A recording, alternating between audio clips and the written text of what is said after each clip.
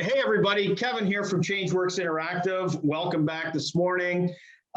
Today I have a very special guest with us that's joining us, and Dave Schurman is going to talk to us all about the next steps we take in our lives. And one of those big steps that we're going to take in our lives is retirement. People are talking about it all the time. So we've developed a set of questions for Dave. Because Dave really is an expert when it comes to this stuff, and we're going to bounce some questions off of him. But let me tell you a little bit about Dave Schurman. Dave has held a number of executive roles. He's been on the chief executive team of First Ontario and is serving as the chief financial or chief strategy officer. He serves, as you probably know, with First Ontario. They serve clients throughout Halton and Hamilton, Niagara, and Southwestern Ontario. He has over 30 years of experience in executive leadership in the credit union world throughout Canada and the US. This is a pretty involved guy for sure. He's served on a number of different boards. He's a former board member and vice chair of the Ontario Credit Union Foundation. He's a current chair of the Ontario Credit Union Insurance Advisory Council. He's a former member of the National Wealth Advisory Committee. And I got a chance to meet Dave several years ago. He's so active in our community in and around Oakville. He volunteers with, he's volunteered with Canada Games, World Junior Fastball Championships, Senior Men's and Women's National Fastball Championships. And you might recognize Dave from his show on CHCH, Finance Fridays, which airs bi-weekly and has been on since 2008. That's a long time, Dave. Yeah, it's a lot. I'm getting old, Kevin. Getting ready to retire. We all are, that's for sure. Dave was also honored as Coach of the Year by Sport PEI in 1986 and Coach of the Year in Oakville in 2012. He lives in Oakville. And he is surrounded by some beautiful women. His wife, Debbie, of 39 years, and Dave has 3 daughters as well. And they are accomplished people for sure. So Dave, welcome to the show today. Thank you, Kevin. That was quite an intro. Well, it's all true. It's all true, Dave.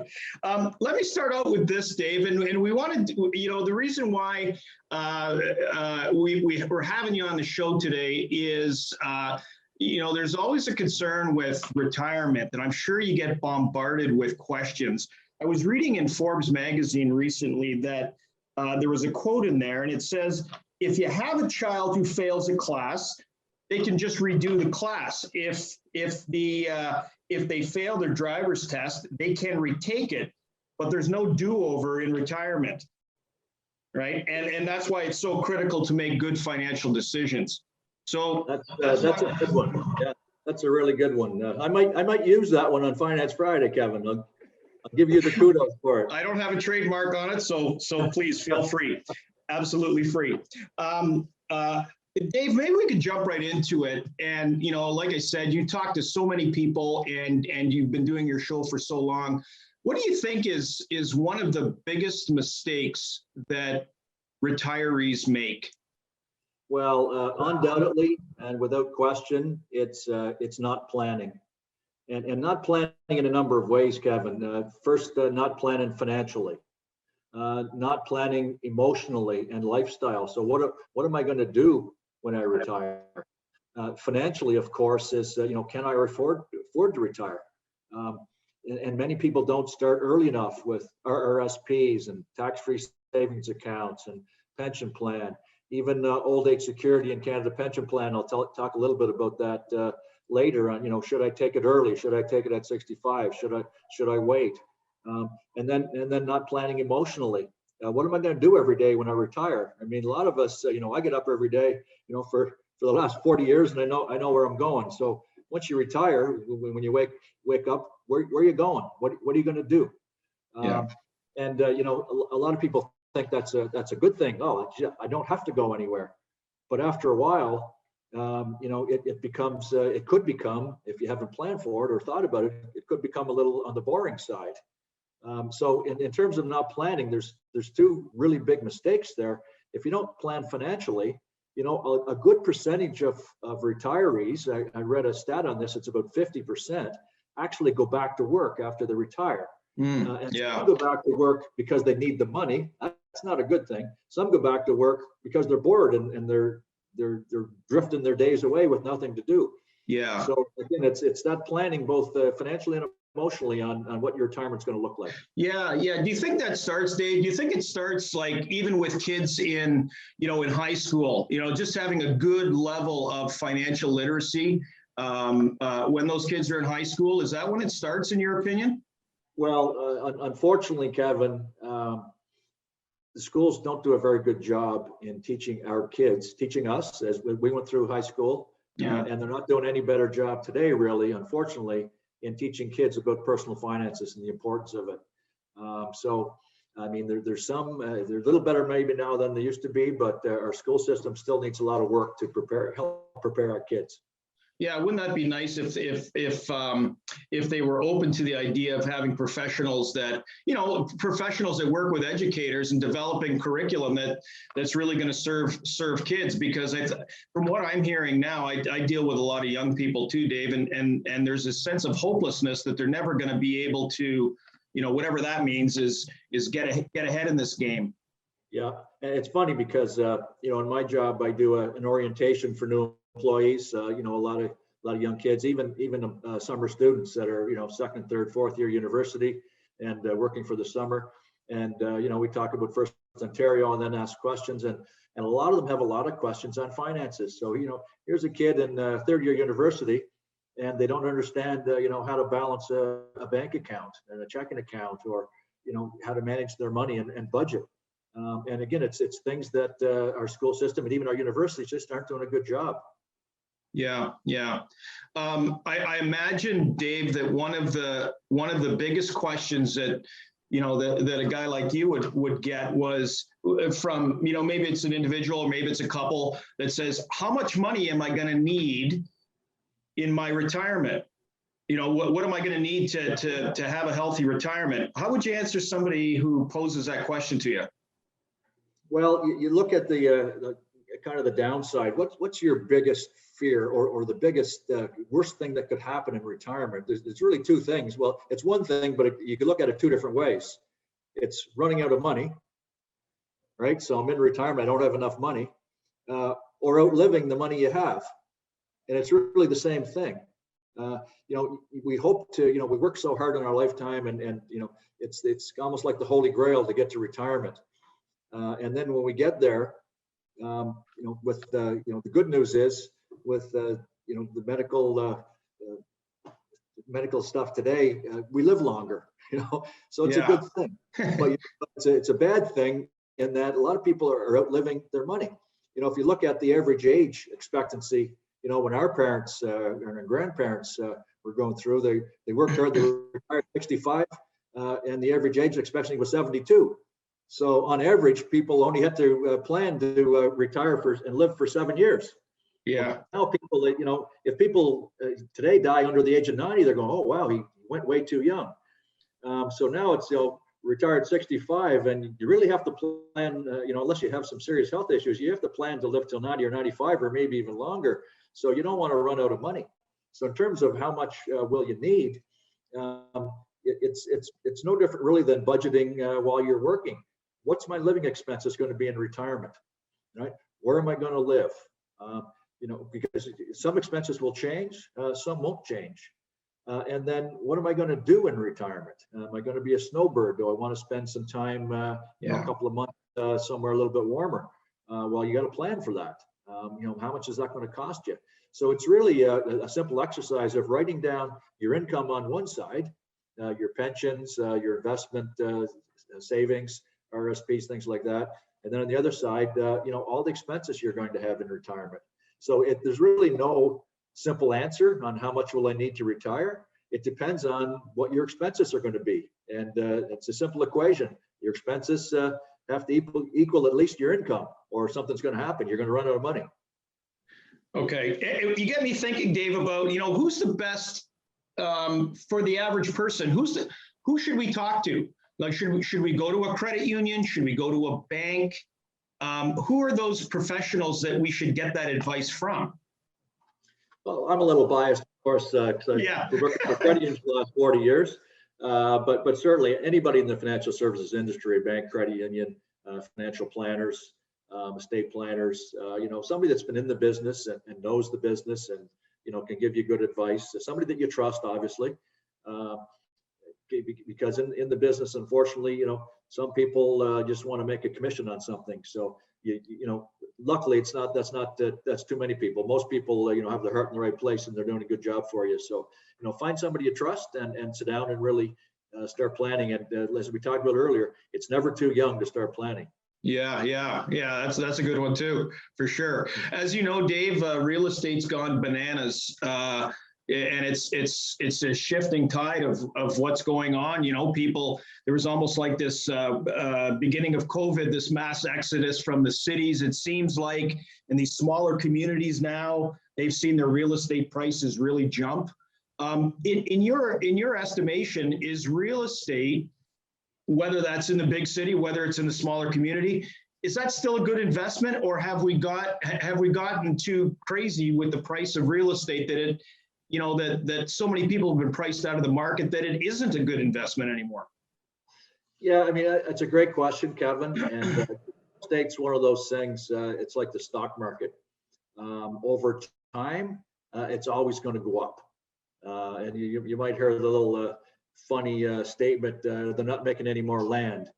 So and that's really the thing with real estate. It's always going to go up in price over time.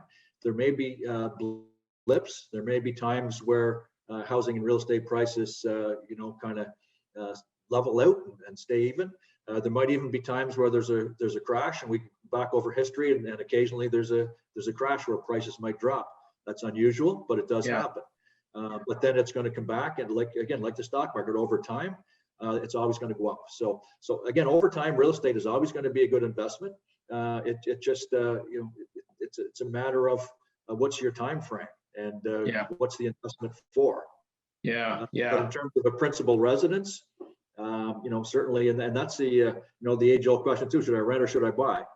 And a lot of people look at, well, if I rent, I'm kind of throwing my money out the window.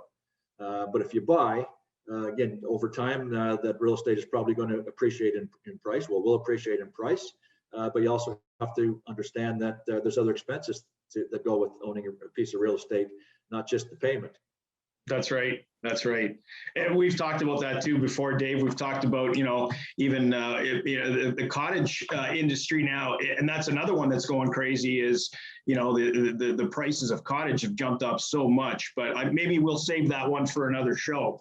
For sure. Dave, you probably get people, and I've seen the commercials on TV as well, is you get a lot of people asking questions about these chip mortgages and chip reverse mortgages to get some equity out of their homes so that they have a better cash flow. Do you advise people doing that, or would you say that's not a very good idea? I would be in that camp that is not a very good idea.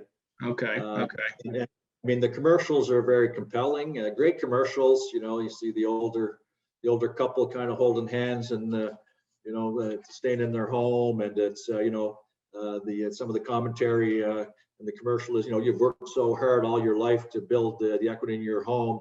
Don't be forced out. You should be able to relax now and live out your life in your home. So it's very compelling story on those commercials. But chip reverse mortgages it's just not a good deal for people. And there's a number of reasons for that. Number one, look at the details. When they say, you can get up to 55% of the equity out of your home. Well, in order to get 55% out, you've got to be about 80 years old. Get a chip reverse mortgage as early as 55, but at 55, you're only going to get a small percentage of that equity. So as an example, on a 500, let's say your home is worth $500,000 at age 55, the maximum you could borrow against it on a reverse mortgage is $75,000. So okay. What are you going to do with $75,000 at age 55? Right. And the most you get is 55%, but at age 80, 55% of $500,000 home is a little over 250, about $275,000. But the big thing about reverse mortgages is, and you look at this the opposite way. I talk a lot of times about the magic of compound interest. And that, of course, is, start saving money and you get interest on it, and then it compounds because you're going to get interest on your interest. And it really is magic. Interest, when it compounds, is really magic. You can double your money in savings over time. You can triple it, you can quadruple it. Well, reverse mortgage, it's the opposite of compound interest.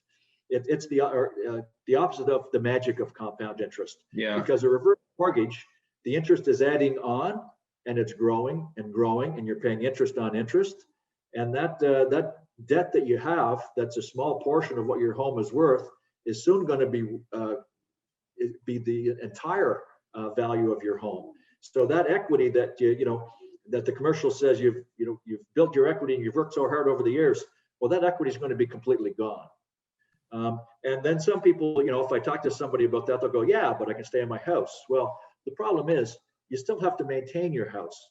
You still have to pay the tax, pay the utilities. And that's right in the reverse mortgage contract. If you don't maintain the house, you're in breach of the contract. So it needs a new roof. Well, if you've used up all your money and you're 85 years old now, where are you getting the money for the new roof? Right. So reverse mortgages are also the rate is very high. So a mortgage rate today, if many of us have a mortgage today, it's probably somewhere in the 2.25%, say 2.5% at the most. Well, a reverse mortgage is over 6%. So if you look at the fact that this interest is compounding and adding on top of interest and the principal, and it's about 3 times what you should be paying on a mortgage rate. If you put all that together, reverse mortgage is just not a good deal. Okay. That's pretty clear, Dave. That your opinion's pretty clear on that. Yeah. A little passionate about that, but it's just, in my mind, it's just good advice. There are other better options for you. Great. Okay. Thank you. We were talking about real estate and the explosion of real estate, and with your daughters, for example, and whether you're a grandparent or whether you're a parent, we've enjoyed. There's lots of literature around the success that the boomers now have enjoyed, and they've accumulated some wealth. And let's say a parent or a grandparent wanted to pass some of that money down to their kids in a tax efficient manner. Are there ways that we can do that where we can help our kids out that kind of makes sense for the kids? Of course, they can get into maybe a market, but is there a tax efficient way that we can kind of do that? Yeah, there is, Kevin, and there's a couple of things. First, we're lucky in Canada that there really are no inheritance taxes. So if you want to leave your kids some money, they don't have to pay tax on that money when they get it. And real estate, and we talk about your real estate, your principal residence, at least at this point, you've heard some rumors that the government may be looking at it. Hopefully that's a bad rumor. I'm sure they're always looking at it. Yeah, but there's no tax on your principal residence. So again, we talked about real estate escalating, going up over time, which it always does. And you don't have to pay tax on that. So if you buy a house for $100,000 and now it's worth $500,000, your initial $100,000 investment is 5 times what it was. Mm-hmm. It's tax free. You don't have to pay tax on that $400,000. There's really no other investment you could make much that are tax free. So real estate is a good investment, and you sell that, and or it passes on. Where you have to look at in terms of tax efficiency is you're going to have to pay tax on your own income when you die. We all pay taxes on the income we make.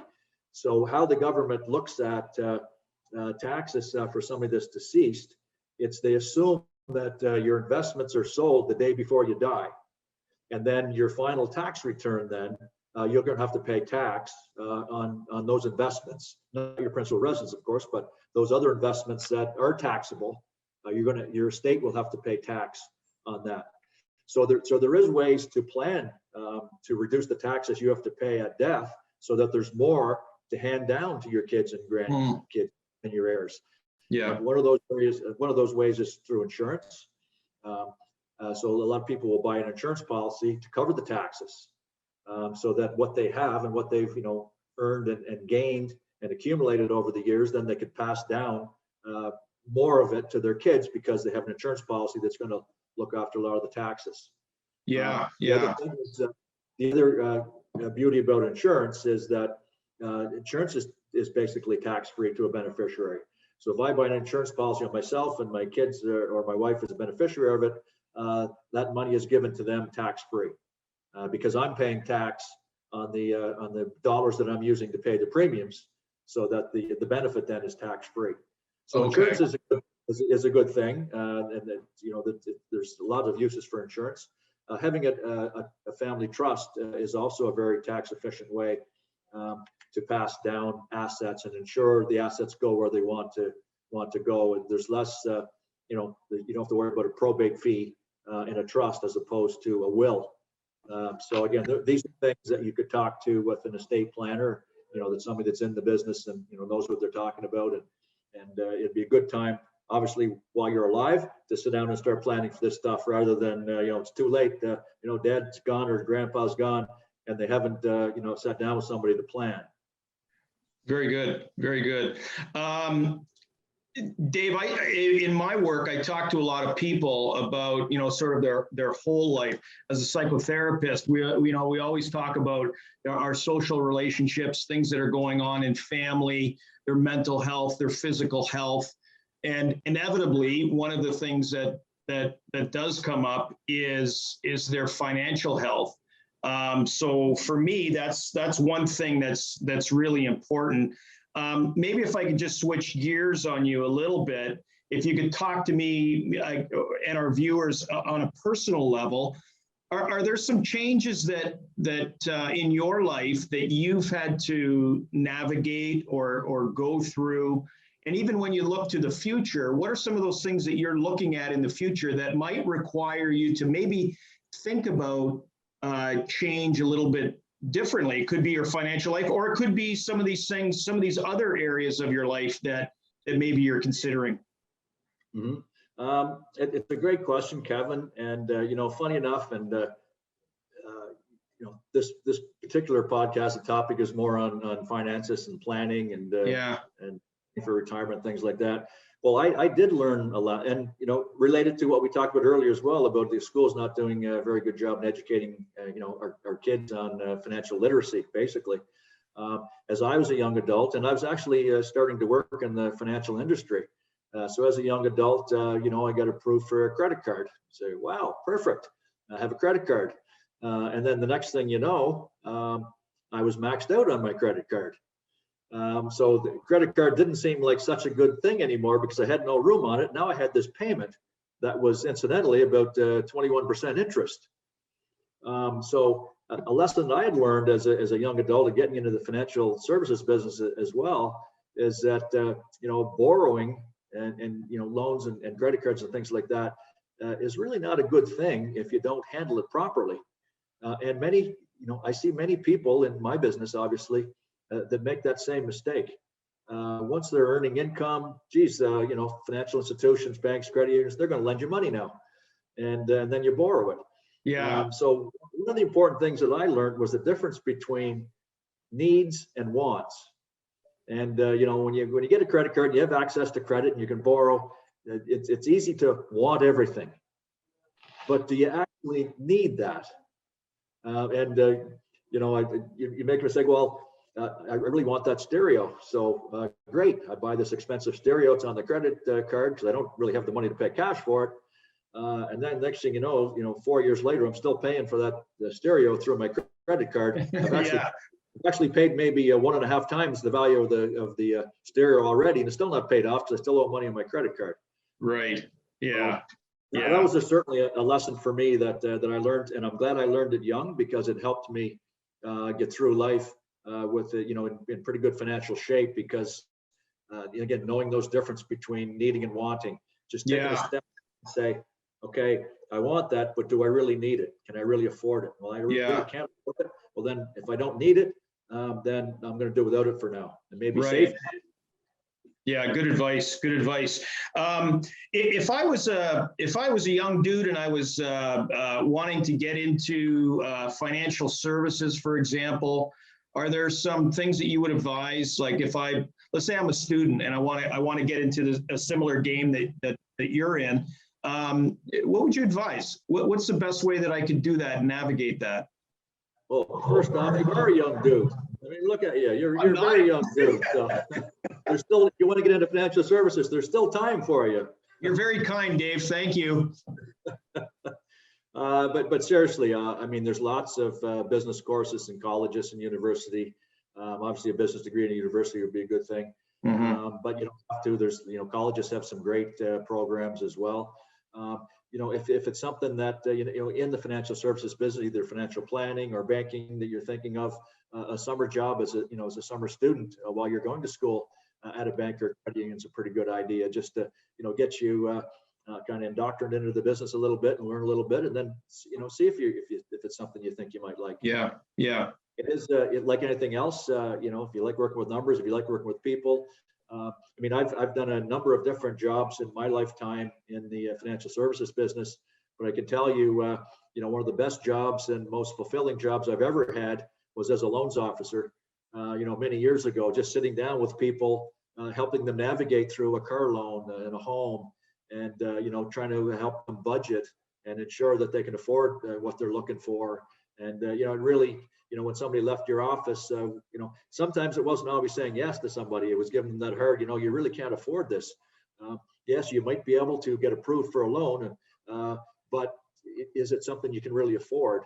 And so it's really fulfilling to sit down with people and just help them, because finances, and you probably realize this, Kevin, in your job, talking to people, finances can be a real stress. If you have financial difficulties and money difficulties, that can be a real stress. One of the main causes of breaking up marriages is money. Yeah. And it causes disabilities. So it really, the more you know and understand about finances, and if you want to get into business, fantastic. But it's really going to, if your financial health is good, it's going to help your emotional health as well. I'm not saying it's the only thing, but certainly it's an important thing.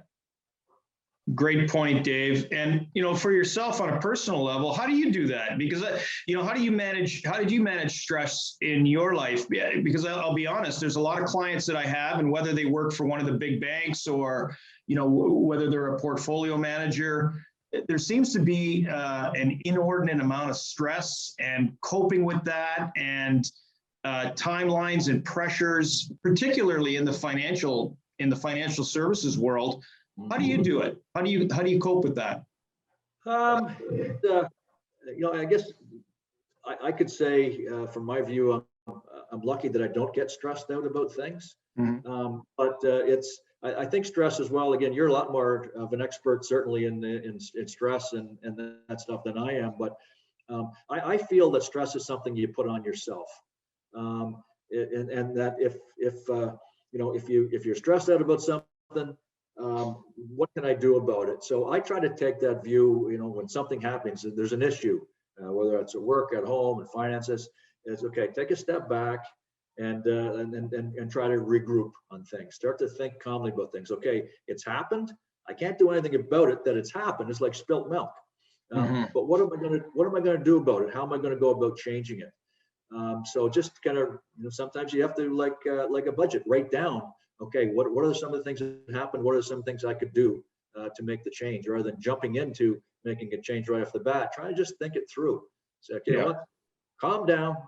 Let's see if we can, come up with some potential solutions to solve this. So, again, it's probably not a great answer, but I found that it's worked for me over the years. I just don't seem to get stressed out, because I take a step back, and no matter how bad the situation is, I know that there's going to be a way to solve it if you remain calm and just think about things. Yeah. Good advice, Dave. You're a busy guy. You got lots on the go. Any special projects or anything that's kind of near and dear to your heart these days that you're involved in and working on? Well, funny that you asked that, because the topic of today's is retirement and planning. Well, I've got a couple of years myself to retirement. So the last 2 or 3 years, I've been really thinking hard about retirement. Again, I'm lucky enough to have a pension plan at work, and because I'm in the business, I guess, as well, and looked at RSPs and tax-free savings accounts. So I'm preparing myself financially, obviously, for retirement, but I'm starting to look now at the next phase. Okay, where are we going to live? We're going to sell my house, and that's a big part of real estate is the equity you build up you can use with my job anymore when I retire, because I'm not going to have a job. So where are we going to live? When are we going to pull the trigger? So that's kind of been my pet project for the last couple of years, and will be for the next couple of years. It's just getting that retirement planning in place. Very good, very good. And lowering your handicap in golf, I would imagine. Well, yeah, I do like to golf, as you know, Kevin. Not that good at it, but the enjoyment I get of golf is the exercise and spending some time with great people like you. That's awesome. Awesome. That's probably a good place to wrap up on today, today, Dave. I want to thank Dave Schurman for joining us today. That's a lot of great insight into not only our financial lives, but the emotional part of retiring as well. That what I'm taking away from this, Dave, is that you got to plan. You can't let things just happen by chance. Is that there's got to be a lot of planning that's involved. Love the work that you're doing. Love the work that you've been doing in the community. I think that's great. First Ontario certainly is something that's plastered all over the place where we live. So congratulations on that, and thanks a lot for joining us today. Quite welcome, Kevin, and keep up the good work yourself. These are great topics that you cover in your podcasts, and I'm sure people are getting a lot of value out of what you're doing. Very good, very good. Okay, thanks a lot, Dave. Have a great day today. Thanks, Kevin. You too. Take care. Okay, bye now.